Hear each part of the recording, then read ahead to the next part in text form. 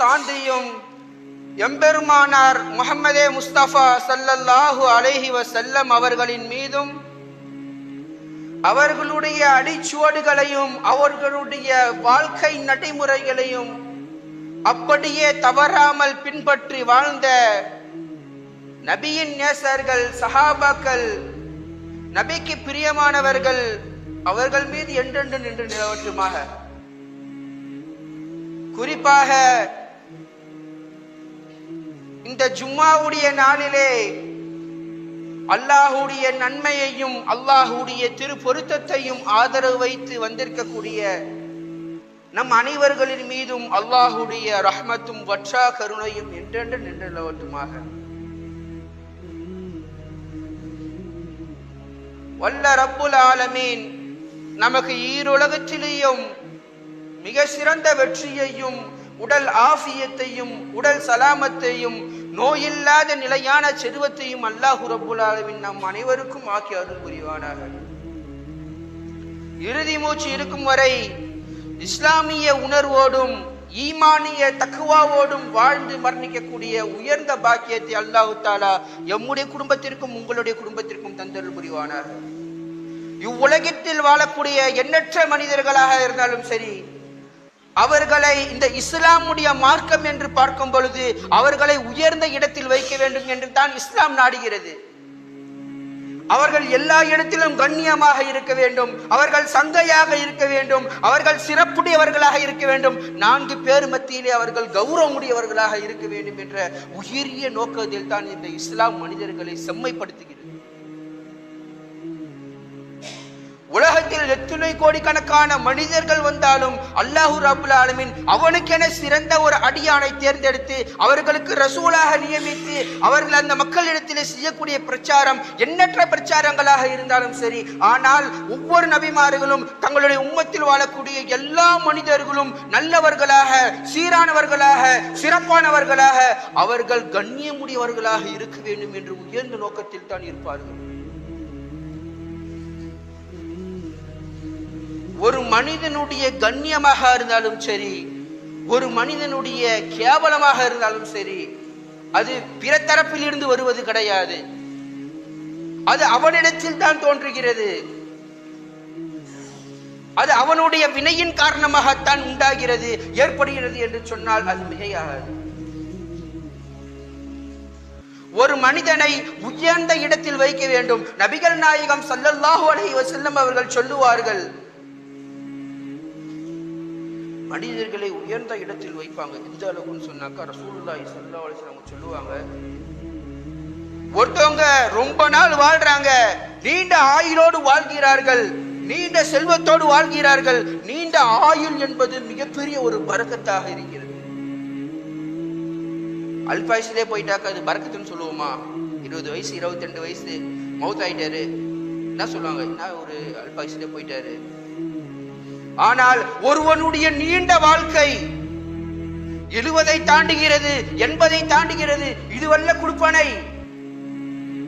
இதை நபிகள் நாயகம் ஸல்லல்லாஹு அலைஹி வஸல்லம் அவர்கள் ஒரு கட்டத்தில் பாக்கியம் என்று சொன்னாலும் கூட, மறுகட்டத்தில் நபிகள் நாயகம் ஸல்லல்லாஹு அலைஹி வஸல்லம் அவர்கள் இப்படி துஆ செய்வார்கள், வஅஊது பிக மின் அர்தலில் உமூர். எதுங்க? வஅஊது பிக மின் அர்தலில் உமூர். தள்ளாத வயது, நம்மால் இயலாத வயது, நம்முடைய சுய தேவையை நாமே நிறைவு செய்ய முடியாத அளவுக்கு அவருடைய கை அவருக்கு உதவி செய்யவில்லை, அவருடைய கால் அவருக்கு ஒத்துழைக்கவில்லை, அவருடைய பார்வை அவருக்கு தெரியவில்லை, அவருடைய சிந்தனை அவருடைய கட்டுப்பாட்டிலே இல்லை.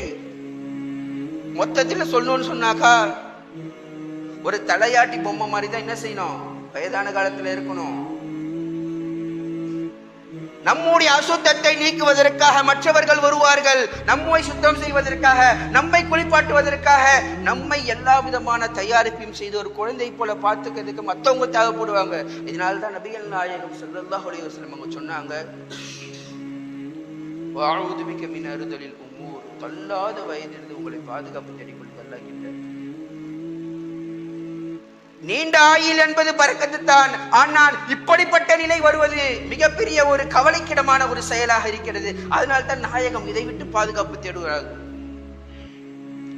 ஒரு மனிதனுடைய இழிவு அவனுடைய வயசுல இருக்குதுன்னு சொன்னாக்கா அந்த வயசு தேவையில்லைன்னு நாயகம் சொல்லக்குள்ள, ஒரு மனிதனை கேவலப்படுத்துவதாக இருந்தாலும் சரி, அவனை அசிங்கப்படுத்துவதாக இருந்தாலும் சரி, இரண்டே இரண்டு விஷயங்கள் தான் அதை செய்ய முடியும்.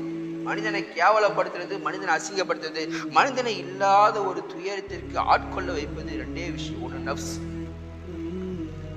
ஒன்று என்னதுங்க? நஃப்ஸ். ரப்புல் ஆலமீன் திருமறை குர்ஆனிலே சொல்லி காட்டுவான், இன்ன நஃப்ஸ, நிச்சயமாக அந்த நஃப்ஸ் ஆகிறது, லஅம்மாரத்தும் பிஸ்ஸூ, என்னதுங்க? நல்லதை ஏவுமா.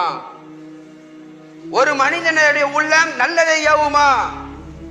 அல்லாஹ் ரப்புல் ஆலமீன் சொல்லுவான், இன்ன நஃப்ஸ லஅம்மாரத்தும் பிஸ்ஸூ, மனிதனுடைய உள்ளம் இருக்கிறது, மனிதனுடைய உள்ளம் சூ, கெடுதியை கொண்டு, தீங்கை கொண்டு, தீமை செய்வதை கொண்டு தான் மனிதனுடைய உள்ளம் யோகம்.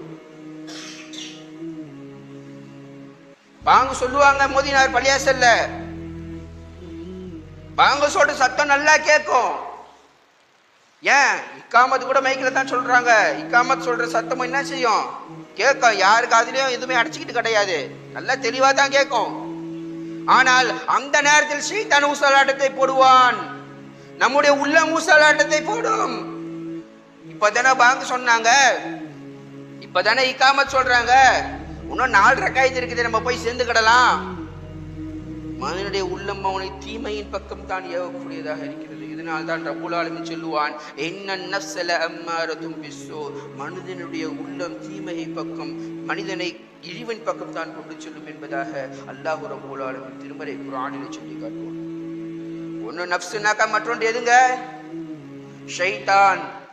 அதையும் ரப்புல் ஆலமீன் திருமறை குர்ஆன்ல சொல்லி காட்டுவான், இன்ன ஷைத்தான அதுவுல் லக்கும், ஷைத்தான் உங்களுக்கு மிகப்பெரிய பகிரங்க விரோதி, தெளிவான விரோதி என்பதாக அல்லாஹ் ரப்புல் ஆலமீன் திருமறை குர்ஆனிலே பல இடங்களிலே சொல்லி காட்டுவான். மனிதன் கேவலப்படுவது, மனிதன் அசிங்கப்படுவது, மனிதன் இழிவடைவது முதற்கொண்டு எல்லா வேலைகளையும் செய்யக்கூடியது ஷைத்தான். மனிதனை எப்படியாச்சும் அசிங்கப்படுத்தணும், மனிதனை எப்படியாச்சும் நரகத்துல தள்ளணும் என்ற உயரிய ஒரு நோக்கத்தை தன்னுடைய தலை மீது கிரீடமாக சுமந்து கொண்டு இன்று ஷைத்தான் செய்யக்கூடிய வேலை. ரப்புல் ஆலமீனிடத்திலே சபதமிட்டு வந்தானா இல்லையா? உன்னை வணங்கக்கூடிய, உன்னை தொழுகக்கூடிய, உன்னை நோன்பு நோக்கக்கூடிய, உன் மீது இபாதத் வைத்திருக்கக்கூடிய, பற்று வைத்திருக்கக்கூடிய எல்லாரையும் நான் வழிகெடுப்பேன் என்பதாக ஷைத்தான் ரப்புல் இடத்திலே சபதம் போட்டு வந்தானா இல்லையா? அப்ப இந்த 2 விஷயத்தை விட்டு நம்ம என்ன செய்யணும்? அல்லாஹ் கிட்ட அதிகமா துவா செய்யணும். கொஞ்ச நெஞ்ச துவா கிடையாது. சொல்லுவாங்க ரசூலுல்லாஹ் மஜ்ரத் தம் என்ற ஒரு வார்த்தையை சொல்லுவாங்க. ஷைத்தான் நம்மளுடைய நரம்பு நாளங்களில் ஓடிக்கொண்டிருக்கிறான், ரொம்ப பக்கத்துல இருக்கான்.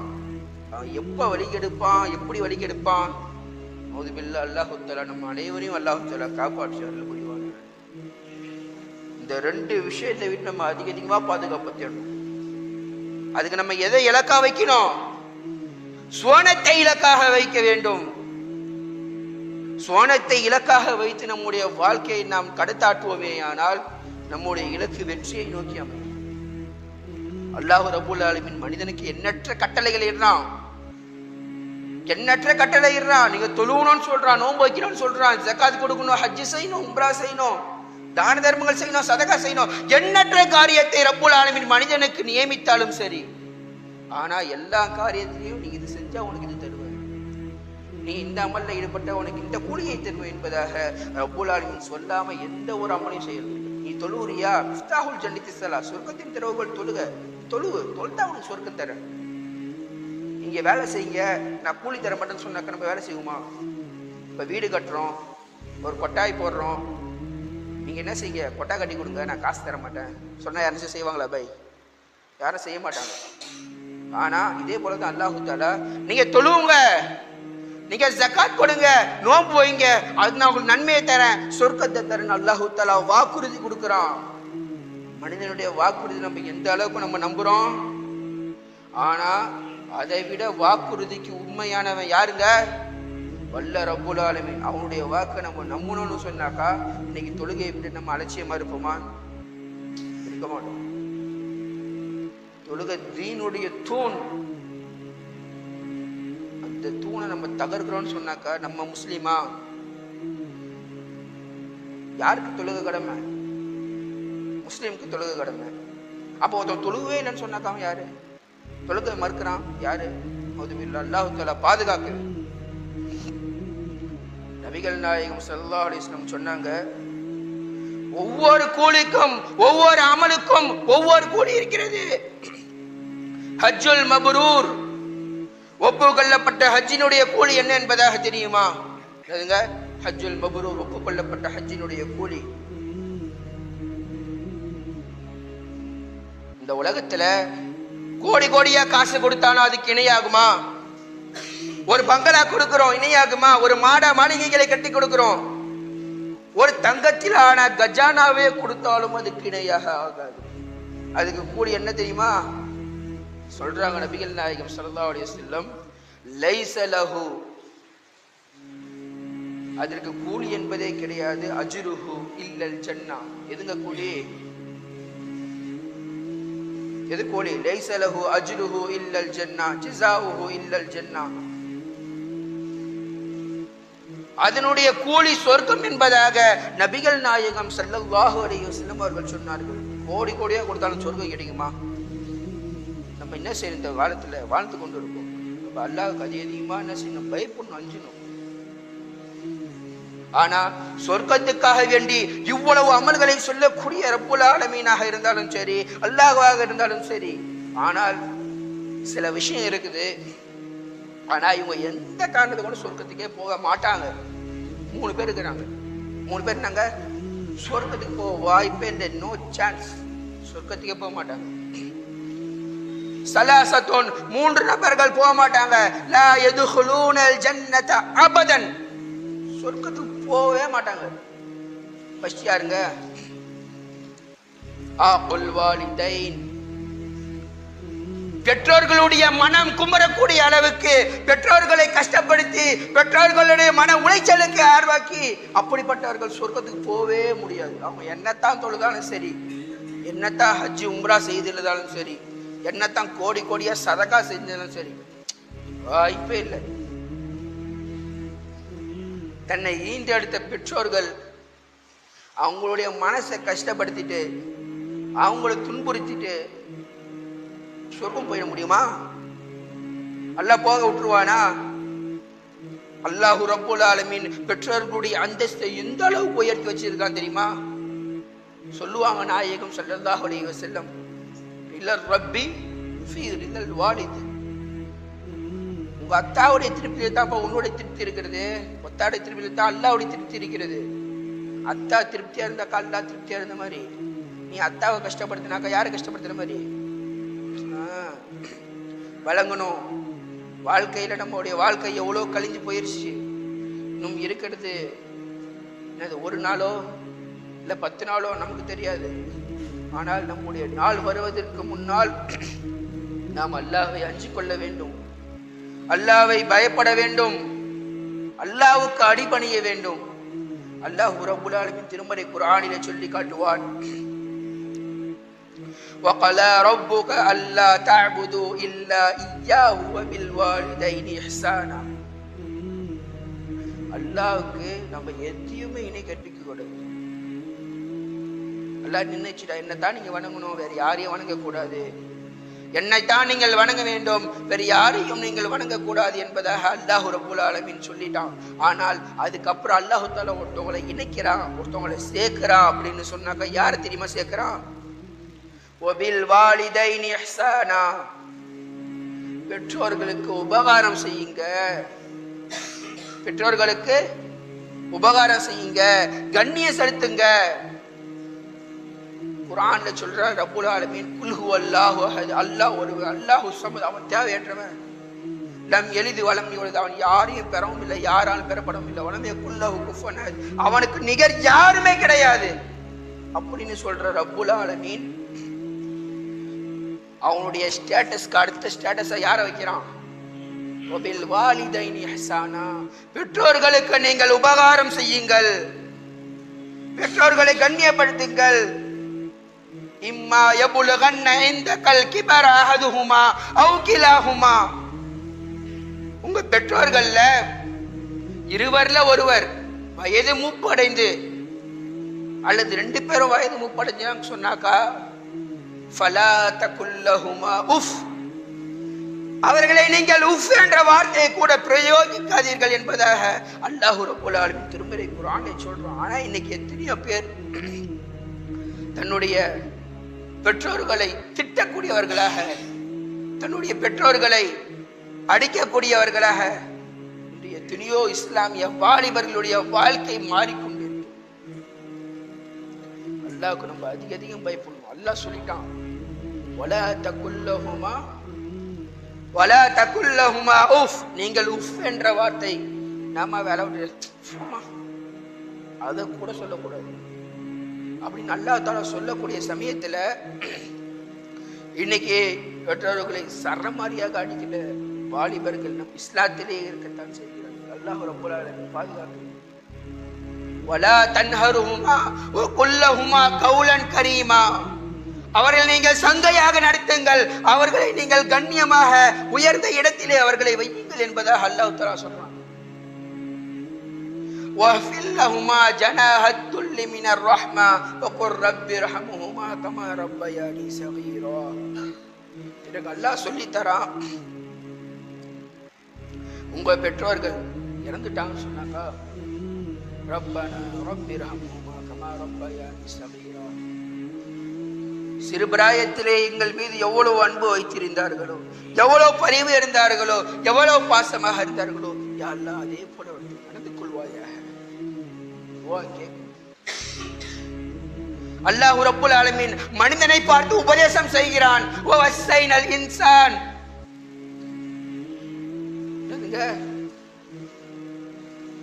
வஸைனல் இன்சான், மனிதனுக்கு அல்லாஹ் தஆலா உபதேசம் செய்கிறான்.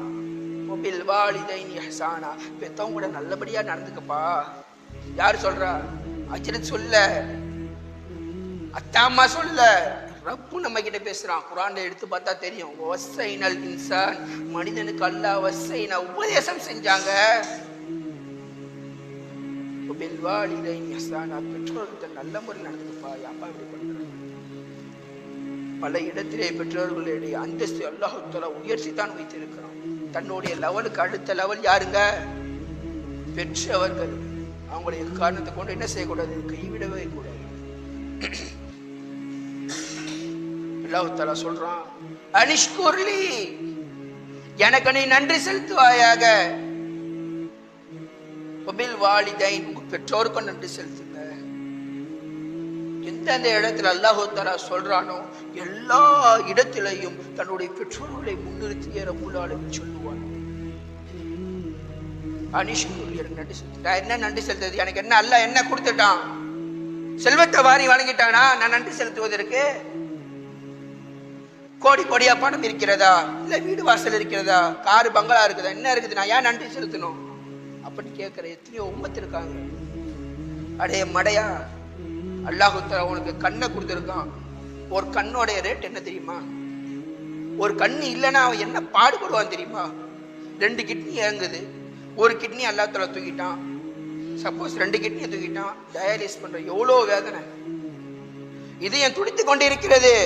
அந்த இதயத்தின் ஓட்டத்தை அல்லாஹ் ரப்பல் ஆலமீன் நிறுத்தி விட்டால் உன்னால் என்ன செய்ய முடியும்? நான் கேட்கல, அல்லாஹ் சொல்றான் அனிஷ்குர்லி. இன்னைக்கு நம்ம கையில துட்டு இருந்தா தான் அனிஷ்குர்லி, அல்லாஹ் எனக்கு நன்றி செலுத்திட்டான். லட்சோப லட்ச கோடிக்கணக்கான மதிப்புள்ள உடல் உறுப்புகளின் பாகத்தை அல்லாஹ் தஆலா சப்பனை இயங்க செய்கிறானே, நம்ம நன்றி செலுத்தணுமா வேண்டாமா? நன்றி செலுத்தணும். ஆனா இன்னைக்கு எத்தனையோ பேர் என்ன செய்யறாங்க? பெற்றோர்கள் நல்லா இருக்காங்க, ஆனா பிள்ளைகள் ஊனமானவர்களா பிறகுறாங்க. ஆனா இன்னைக்கு பெற்றோர்கள் என்ன செய்யறாங்க? யாரும் கண்ணியப்படுத்துறது இல்லை. அப்படிப்பட்டவங்க சொர்க்கத்துக்கு போகவே முடியாது. அவர் என்ன தொழுதிருந்தாலும் சரி, அவர் என்ன நோன்பு வைத்திருந்தாலும் சரி, அவர் தான தர்மங்களை கோடி கோடியாக கொட்டி கொடுத்தாலும் சரி, அவர் ஹஜ் உம்ராவே செய்திருந்தாலும் சரி, அல்லாஹ் தஆலா லா யுக்பல் அபதா, ஒருபோதும் ஏற்க மாட்டான். அல்லாஹ் ஒருபோதும் ஏற்கவே மாட்டான். சொர்க்கத்துக்கு எக்காரணத்தை கொண்டும் போகவே முடியாது. இன்னும் ஒரு படி சொல்ல போனால் லா யன்துரூன இலைஹி, அவரின் பக்கம் மறுமை நாளிலே ரப்புல் ஆலமீன் பார்க்க கூட மாட்டான். அந்த கேவலமான நிலை நமக்கு வேணும்னு சொன்னாக்கா நம்ம பெற்றோர்களை கண்டுக்காம போயிடணும். இல்ல அல்லாஹ் தஆலா என்ன பார்க்கணும், என்ன பரிசுத்தப்படுத்தணும், நான் சொர்க்கத்துக்கு போகணும் அப்படின்னு நினைச்சாங்க உங்களுடைய பெற்றோர்களை, உங்களுடைய தாய்மார்களை நீங்கள் சங்கை செய்யுங்கள். 3 பேர்ல ஒருத்தவங்களை சொல்லிக்கிறோம். யாரு? ஆக்குல் வாலிதைன், சொர்க்கத்துக்கு போக மாட்டாங்கன்னு சொன்ன 3ஆவது நம்பர்ல ஒருத்தவங்க ஆக்குல் வாலிதைன், பெற்றோர்களுக்கு மன கஷ்டப்படுற மாதிரி நடந்துக்கிறவங்க, பெற்றோர்களை துன்புறுத்துருவாங்க. 2வது யாருன்னு சொன்னாக்கா முதுமினுல் ஹம்ரு. யாருங்க? முதுமினுல் ஹம்ரு, போதையில் உச்சகட்டத்தில் இருக்கிறவங்க, ரொம்ப ரொம்ப அடிக்டிங்,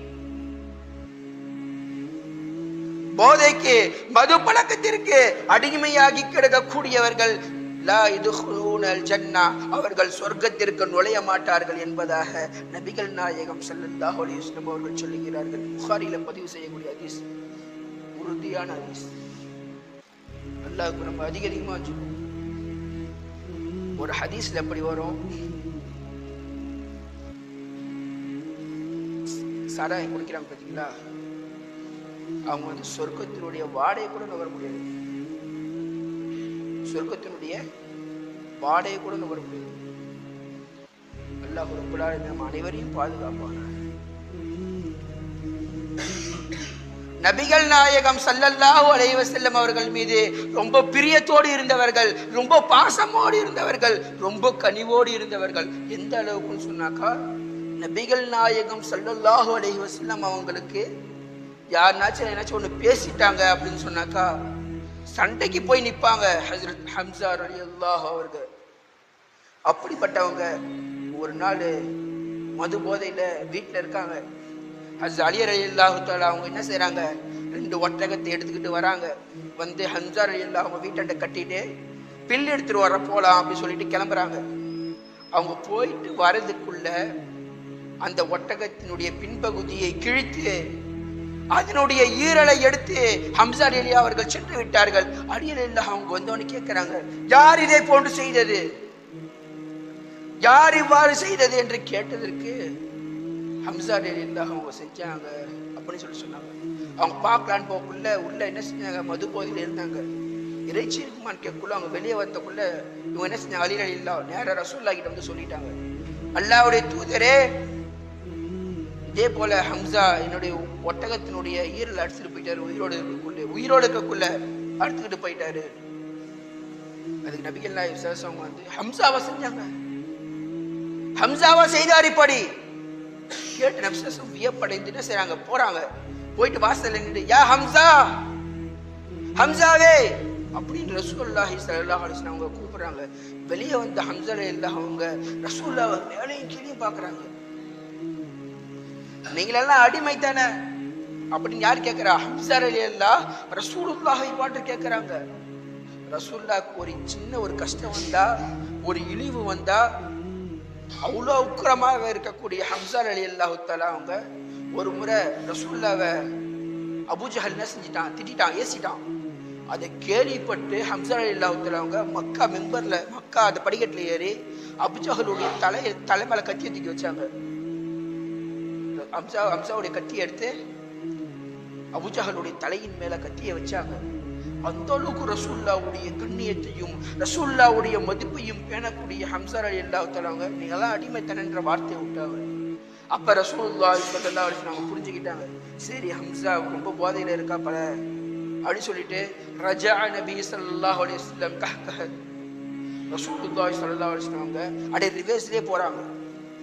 ஏன் இப்படி திரும்பிட்டு போலாம், ஆனா ரசூலுல்லாஹி ஸல்லல்லாஹு அலைஹி வஸல்லம் அப்படியே ரிவர்ஸ்லயே போறாங்க. ஏன்? ஏன்னா எங்க மது போதையில ஹஜ்ரத் ஹம்ஸா ரலியல்லாஹு தன்னுடைய சட்டையை பிடிச்சிடுவாங்களோ, பிடிச்சிட்டா என்ன வரும், ஹம்ஸா ரலியல்லாஹு ரொம்ப பெரிய கெட்ட பேர் வந்துடும். அவங்க மரணமாக வரைக்கும் என்ன சொல்லுவாங்க, ரசூலுல்லாஹ்வுடைய சட்டையை பிடிச்சிட்டாரு, ரசூலுல்லாஹ்வுடைய சட்டையை பிடிச்சிட்டாரு, அவருக்கு இழிவு வந்துடக்கூடாது என்பதற்காக வேண்டி ஹஜ்ரத் நபிகள் நாயகம் ஸல்லல்லாஹு அலைஹி வஸல்லம் அவங்க பேக் சைடு நடந்து போறாங்க. ரசூலுல்லாஹ் மேலே உயிரோடு இருந்தவர்கள், ரசூலுல்லாஹ்வை உயிருக்கு உயிராக நேசித்தவர்கள், ரசூலுல்லாஹ்வை பிரியப்பட்டவர்கள், மது போதையிலே அவர்கள் செய்த தவறு அவர்கள் உணரவில்லை. அது உக்குபா ரலியல்லாஹு தஆலா அவங்க ஃபஜ்ருடைய தொழுகையை தொழு வைக்கிறார்கள். எத்தனை ரக்காயத்து? 4 ரக்காயத் தொழு வைக்கிறாங்க. தொழுக முடிஞ்சு எல்லாம் ஒரு சலசலப்பா ஆயிருச்சு. அவர் சபைக்கு கூப்பிட்டு வந்து நிறுத்துறாங்க உக்குபா ரலியல்லாஹு தஆலா அவங்கள. எல்லாம் கேட்கிறாங்க, என்ன நீங்க 4 ரக்காயத் தொழுச்சீங்க? ஆமா 4 ரக்காயத் தான். என்னது? ஃபஜ்ர் 4 ரக்காயத் தான். வளமையாக தொழுது வந்தவர்கள்,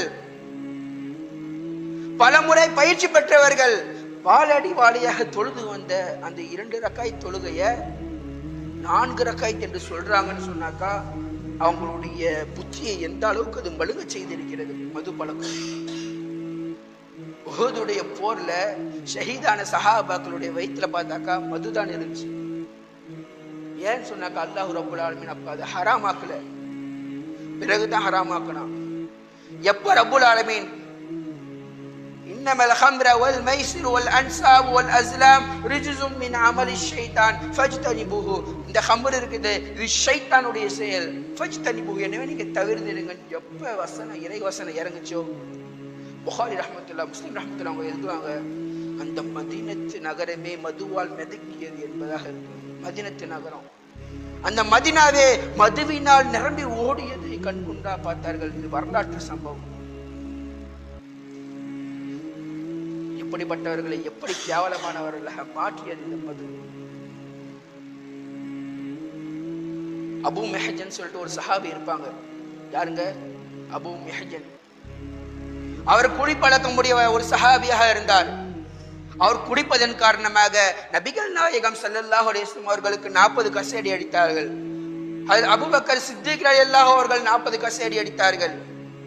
ஹஜ்ரத் உமர் ரலியல்லாஹு அவங்க 40 அடிச்சா வண்டி ஓடாது, கொஞ்சம் நம்ம 80 அடிக்கணும் மனசுக்கு படுது அப்படின்னு சொல்லிட்டு செய்றாங்க. 80 கசையடி அடிச்சு பாக்குறாங்க. காதிசியாவுடைய யுத்த காலம் வருகிறது. ரோமர்களுக்கு எதிராக முஸ்லிம்களின் படை திரளுகிறது. அப்போ ஒரு வாரமா உட்கார்ந்து மது அருந்தியதை பார்த்து சஹாபாக்கள் சாத் இப்னு அபி வக்காஸ் ரலியல்லாஹு அவங்களுடைய சபைக்கு கொண்டு வராங்க.